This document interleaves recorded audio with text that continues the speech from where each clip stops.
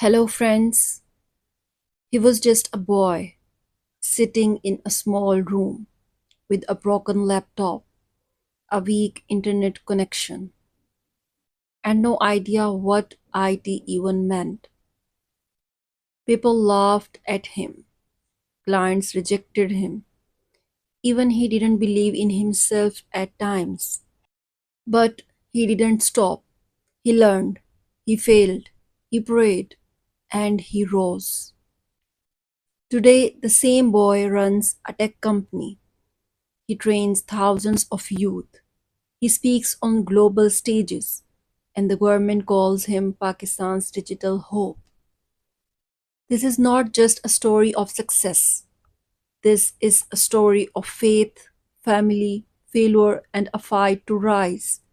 This is the story of a man who went from zero to hero in IT. Let's begin the story. My name is Ali Raza. I come from a small town where people don't talk much about computers. My father was a tailor. My mother was a housewife. I had never seen a laptop until I was 17. I still remember the day when someone asked me, "Do you know what HTML is?" I laughed nervously and said, "Is it a mobile company?" That day, I felt ashamed. I felt stupid. But I also felt something else, a fire inside me. The first step, we didn't have Wi Fi at home, but my friend took me to a small internet cafe. He showed me how to open YouTube. I searched, what is IT? What is coding? How to start learning? I spent 4 hours watching basic videos. I didn't understand much, but one sentence touched my heart. You don't need to be smart to learn IT. You need to be regular. That night, I made a promise to myself. I will learn something every day, even if it's just 1%. I started learning on my friend's old laptop. It was slow. It would hang after every 10 minutes. But I was more patient than the laptop. I began with HTML, then CSS. After 2 months, I created my first web page. I had a photo of my cat, some text, and a red background. It looked silly, but to me it was beautiful. I was progress. After 6 months, I made a basic website for a local shopkeeper. He paid me rupees 1500. That was the first money I ever earned. I showed it to my parents. My mother had tears in her eyes. My father smiled and said, "Beta, I thought you were wasting time, but now I see you are building something." That day, I felt like a king. Not everyone believed in me. Some cousins said, "He is just playing on the laptop all day. Why doesn't he get a real job? He's wasting his time on the internet." But I didn't stop. I watched more videos, read free books, joined online groups. Slowly, I started understanding JavaScript, then WordPress, and then freelancing. The first time I gave a client interview on Zoom, I was sweating. My English was broken. My heart was racing, but the client said, "You seem honest. Let's try you." He gave me a small job. I completed it in 2 days. He gave me a 5-star review. That small success gave me huge confidence. After 2 years, I was earning more than any of my friends. I got an online job in a UK based company. I worked hard, learned how to talk to clients, how to lead meetings, how to solve problems. One day, my boss said, "You are not just a developer now, you are ready to lead a team." I was shocked. From a boy who knew nothing to a team leader. I saved some money. I started a small IT agency called Code Bloom. In the beginning, we had just two people. We worked day and night, building websites, fixing bugs, creating apps. We failed many times, but each failure was a lesson. After many small projects, we got an email from a big US client. They wanted an app for their school. The budget was big, the pressure was more, but we did it. That project changed everything. We were now trusted by big clients. Our story got covered by a local newspaper. Small town boy builds IT company from scratch. Then a local TV channel called me. I gave an interview. I was nervous but proud. People from my school and village saw me on TV. They messaged me, Ali, you are our hero now.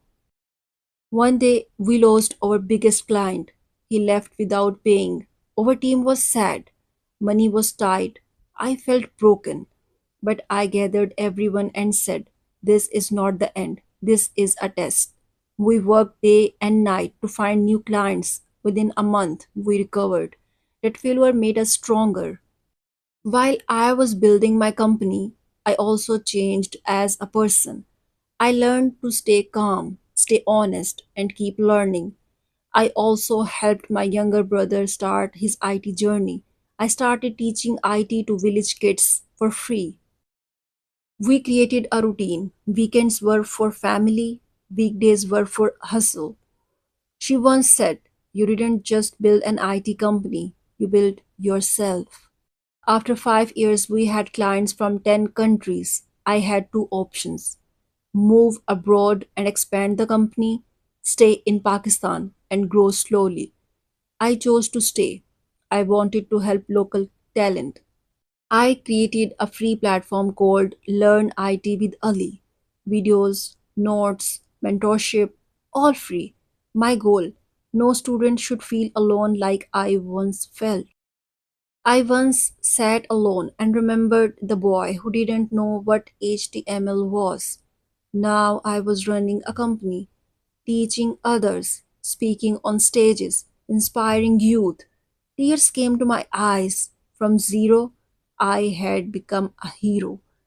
Not by luck, not by money, but by belief, hard work, and Allah's help. Every Saturday, I visited a nearby school in the village. I brought my own laptop and a whiteboard. At first, only 5 students came, but slowly more joined. I started teaching basic IT, typing, HTML, and how to use the internet safely. Some kids were seeing a computer for the first time. One student, Saad, told me, Sir, I want to become like you one day. That sentence gave me more joy than any project ever could. One evening, I sat on the rooftop and wrote a letter, not for anyone else, but for my younger self, the boy who felt lost and useless. Dearly, I know you feel like a failure. I know you think you will never be good enough. But trust me, this pain will become your power. One day, you will be the one others look up to. Just don't give up. I folded the letter and kept it in my drawer. It reminded me where I came from. One morning, I received an email. I had been nominated for the Young Tech Leader of the Year award. I smiled, but deep down, I knew this award was not just mine. It belonged to my parents who never stopped me, my friends who believed in me, my team who worked late nights, and the boy who never gave up. I wore simple clothes at the award ceremony. On stage, I said, I'm not a genius. I'm just a regular person who didn't quit. Now, my company was not just building apps, we were building lives. We launched a scholarship program. We trained 100 plus students in freelancing and development. For free, many of them started earning in dollars, supporting their families.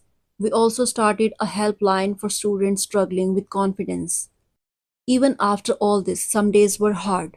Some days I still felt like that boy who didn't know anything. Some nights I asked myself, am I really good enough? But now I had a simple answer. I may not know everything, but I know more than I did yesterday, and that is enough. Every success in my life had one secret behind it: dua, prayer. Before every client call, I whispered a short dua. Before every big decision, I asked Allah for help. Before launching any project, I prayed for barakah. I learned one big truth: skills are important, but risk, sustenance comes only from Allah. One day, I visited the same internet cafe where my journey began. The uncle who owned it was still there. I greeted him with a big smile. "Uncle, remember the boy who didn't know how to use YouTube?" He looked at me carefully and laughed. "Beta, I tell your story to everyone who enters this shop." I gave him a brand new laptop as a gift. He refused at first, but I insisted. That place was small, but it started my big journey. As I became more known, some people started criticizing me online. They said things like, "He's not that great, he got lucky, he copies others." At first, I felt hurt, but my wife told me diamonds are always judged, but they still shine. I kept doing my work silently and sincerely. I was invited to a university as a guest speaker. The hall was full. Many students looked hopeless, just like I once was. I said on stage, "I was once just like you. No English, no skills, no confidence. But I learned something daily.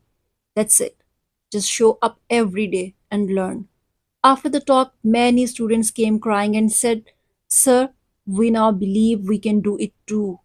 That day, I felt like my pain had become a path for others. My father was not a tech savvy man, but every night he would peek into my room and ask, "My son, are you done?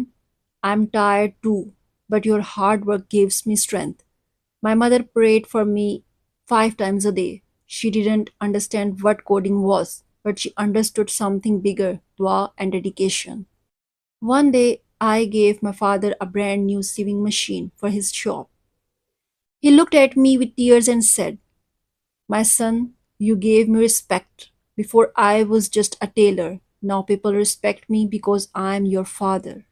Success doesn't feel complete when your friends are still struggling. One day, my best friend Kashif said, "Ali, I'm still working at a call center. Can I learn from you?" I said yes, but only if you give 100%. We sat together every evening. I taught him what I knew. After 6 months, he got his first freelance job, then another, then another. Today, he owns his own digital marketing agency. I always tell people success multiplies when you share it. There came a time when I was working 14 hours a day. I was not sleeping well. I skipped meals. My back started hurting. My eyes burned. One morning, I fainted during a Zoom meeting. The doctor said, "Your mind is strong, but your body is tired." That day, I realized health is not optional. You can't build your dream if your body breaks. From then on, I made new rules: daily 30-minute walk, proper sleep, weekend break with family, light exercise, and dua. I was still hungry for success, but now I was also kind to myself. I always wanted to tell my full story, not for fame, but for that one struggling student who thinks I can't do it. So I wrote a book titled The Boy Who Knew Nothing. It was simple, honest, full of real pain and hope. Within weeks, thousands of people downloaded it.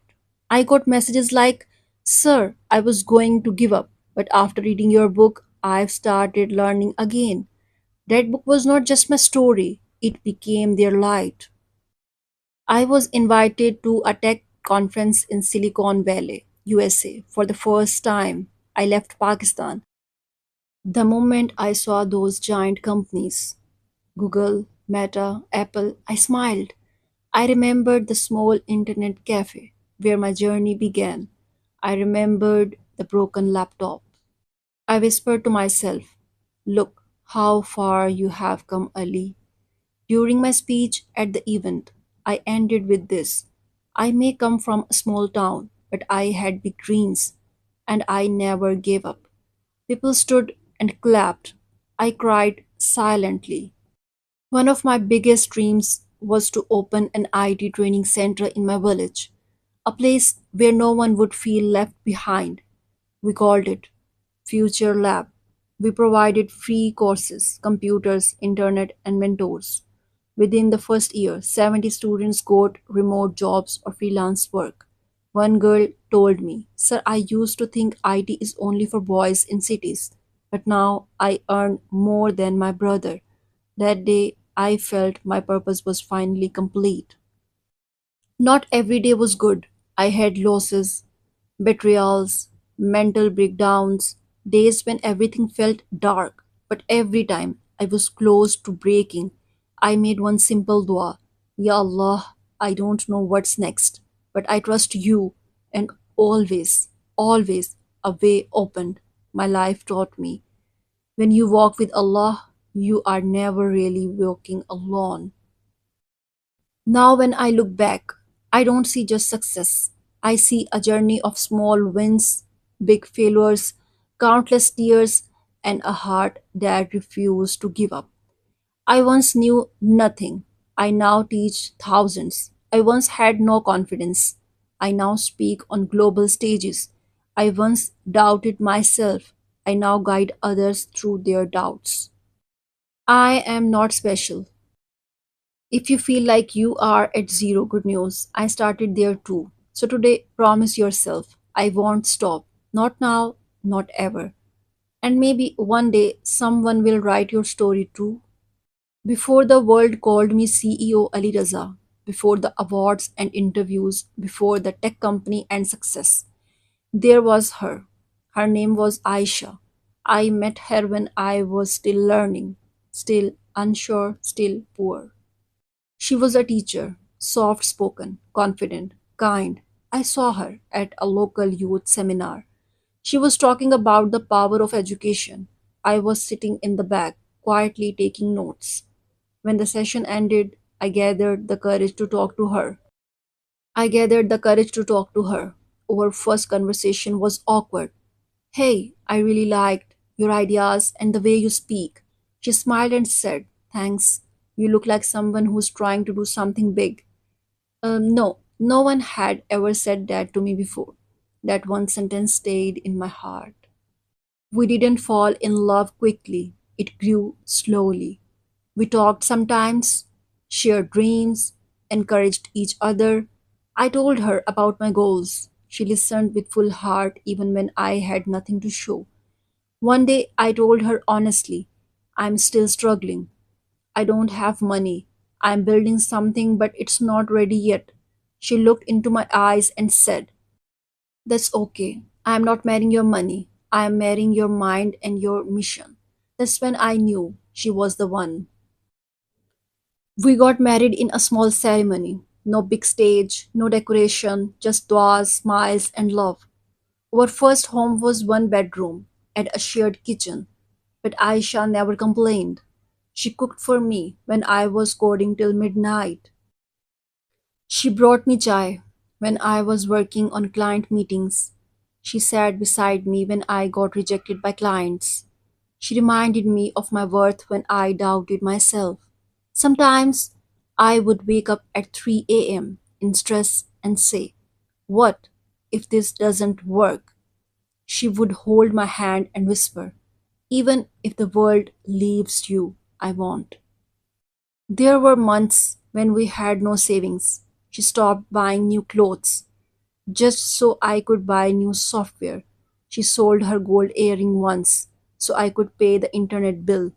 I said, "Aisha, why didn't you tell me before selling them?" She smiled and said, "Because you are my real gold and I am investing in your shine." I cried that day, not out of sadness, but out of love, true love. Whenever I won a client, she clapped the loudest. Whenever I lost, she reminded me of the next one. When I became team leader, she made dua before every meeting. When I got media interviews, she helped write down what I should say. Behind every email I sent, Every talk I gave, every product I launched, she was behind the curtain, supporting quietly with love. People saw me and said, "Wow, Ali Raza, you are amazing." But they didn't know half of their success belonged to Aisha. After a few years, I asked her, "Aisha, what about your dreams? You have supported mine so much. What do you want to do?" She said, "I want to teach girls how to believe in themselves." So we opened a digital skills academy for girls, and Aisha was the head trainer. Today, she teaches confidence, communication, freelancing, and how to grow with dignity. Our students say, "Ma'am, Aisha gives us hope." She's not just a teacher, she's our second mother. Years passed. We bought a better home, a better car. We traveled, we grew, but our relationship stayed the same. Still simple, still loving, still based on faith and friendship. Some nights we sit on the roof, hand in hand, and she says, "Remember that small room, the broken laptop, the unpaid bills?" I nod and smile, and she adds, "That was the sweetest time because we were building something together." Life was already full, full of work, love, learning, and challenges. But one day, Aisha held my hand with teary eyes and said, "Ali, I have news. I'm pregnant." I stood still. My heart raced. My hands shook. I was not scared. I was not nervous. I was overwhelmed with joy. I hugged her tightly and whispered, "A new life is coming, a part of us." That night, I sat alone and made a dua. Ya Allah, I don't know how to be a father, but help me. Make me worthy of this blessing. We didn't have a big house. We didn't have luxury, but we had dreams, big ones, for our child. We started saving every rupee. Aisha read books on parenting. I worked extra hours but made sure to sit with her every evening. I talked to her belly like a madman. "Baby, your papa is waiting. I'll teach you coding one day, but first, how to be a kind human." Sometimes Aisha would laugh and say, "Let the child be born first, Mr. Developer." It was 3 a.m. when Aisha felt pain. We rushed to the hospital. My heart was beating faster than ever before. I waited outside the delivery room, walking back to forth. Every second felt like a year. Then the nurse came out with a smile and said, "Mubarak ho, it's a girl." There she was, wrapped in pink, eyes closed, tiny hands, and Aisha, tired but glowing, holding our daughter. I kissed both of them and cried silently. "Thank you, Aisha. You have given me everything." We named her Noor, meaning light, because that's what she brought into our lives. Light in my busy days, light in our small home, light in our hearts. When I held her the first time, I whispered, "You are my second chance to fix what I couldn't in my childhood." I promised, "I will be the father I never had. I will give you love, time, faith, and a world full of possibility."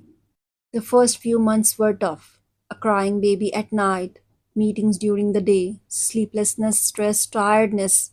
But every time I saw Noor smile in her sleep, but every time I saw Noor smile in her sleep, all tiredness vanished. Sometimes I'd work with her in my lap while Aisha got some rest. Sometimes I paused meetings just to change her diaper.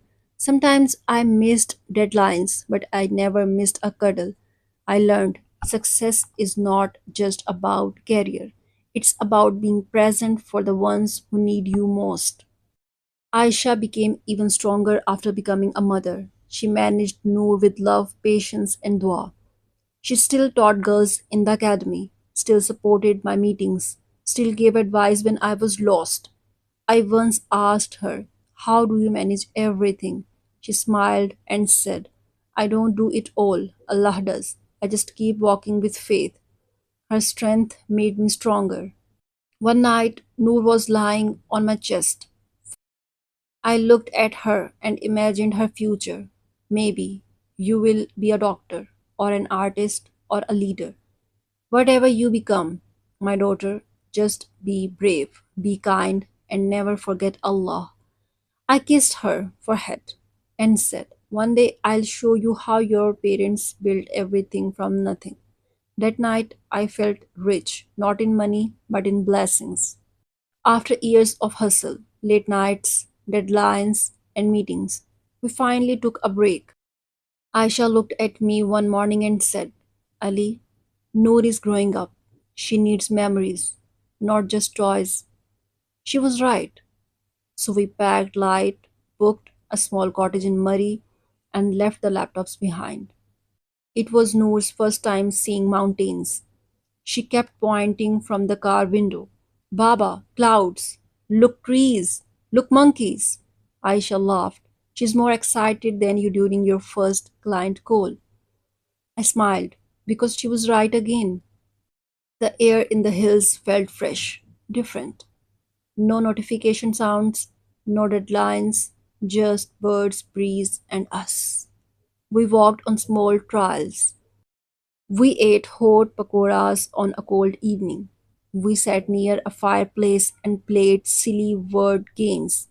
For the first time in months, I didn't worry about emails or invoices. I just listened to Noor's stories, Aisha's laughter, and my own forgotten thoughts. One second night, Noor was asleep, wrapped in a warm blanket. Aisha and I sat outside, looking at the stars. She said softly, Ali, you have done so much. You have inspired so many. But don't forget to live too. I replied, I'm scared that if I stop, I'll fall behind. She looked at me gently and said, you didn't start this journey for the world. You started it for peace. And peace isn't in speed, it's in balance. Her words hit me deeply. That night, I made a promise. From now on, I will succeed slowly but live fully. On the last day of our trip, Noor looked at the mountains and asked, Baba, who made all this? I smiled and replied, Allah. She looked amazed. Then Allah must really love us because He gave us so many beautiful things. Her innocence touched my soul. Sometimes children say things that we forget as adults. That one question reminded me the world is not just something we build with code, it's something we appreciate with grateful eyes.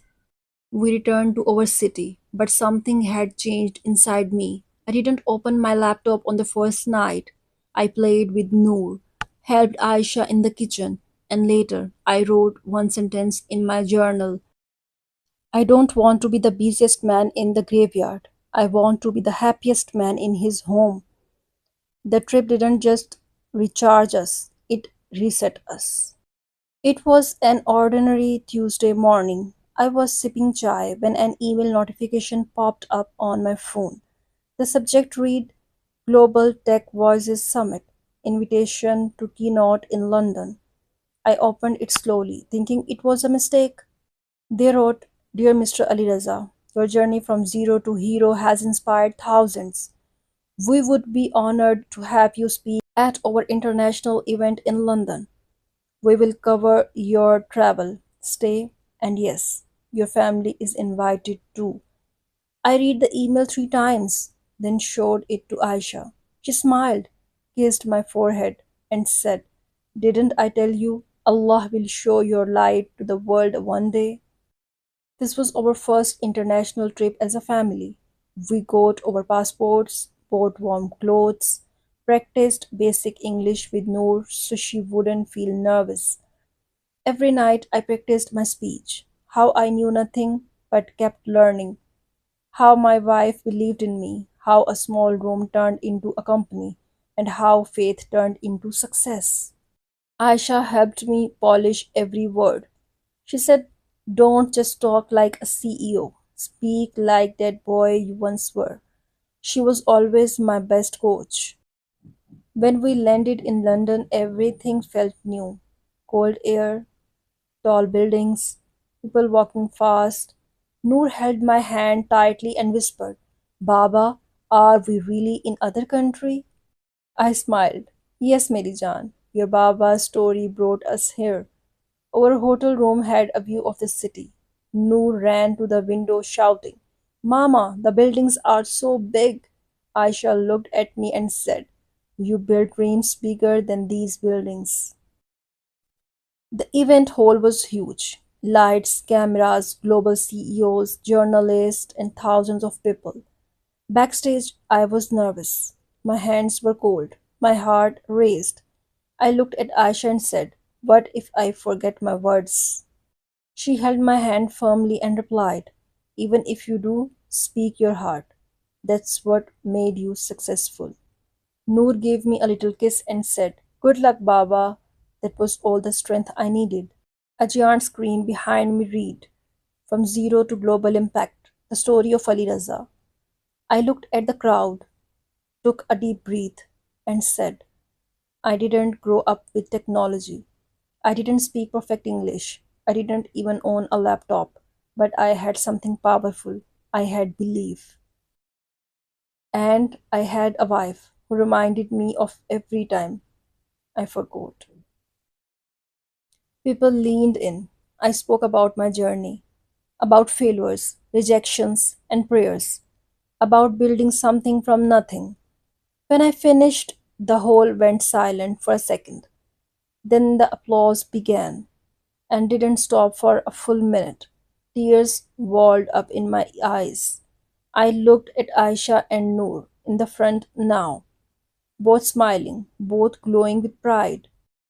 After the speech, CEOs and tech founders came to shake hands. One said, Ali, your story reminded me why I started. Another said, Your honesty, it's rare in our industry. They didn't see just a developer, they saw a father, a husband, a fighter, and above all, a human. I was not the most technical speaker that day, but I was the most real. That evening we walked near the Thames River. City lights sparkled in the water. Noor was skipping ahead laughing. Aisha looked at the sky and said, Ya Allah, thank you, not for the stage or the fame, but for letting me see this moment. I looked at her and said, You are the reason this moment exists. We stood silently holding hands. Two dreamers, two believers, one journey, one story. It was a quiet morning. I was having breakfast with Aisha and Noor when my phone rang. The number was unknown.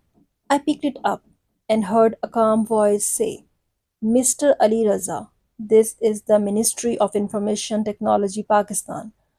We have been following your work. The government would like to meet you. I froze. Me, a boy who once couldn't afford Wi Fi, was now being called by the government? Aisha looked at my face and said, What happened? I whispered back, The government wants to talk about a partnership.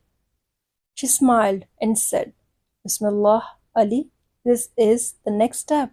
Moral: when you live a life of purpose, your children don't just watch, they absorb, they grow, and one day they join you in the mission. Noor was not just my daughter, she was the continuation of my dream. So, friends, you just heard the story of a boy who had no money, no support, no skills.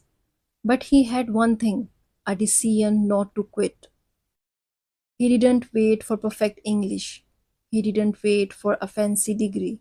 He just started, and Allah opened the doors one by one.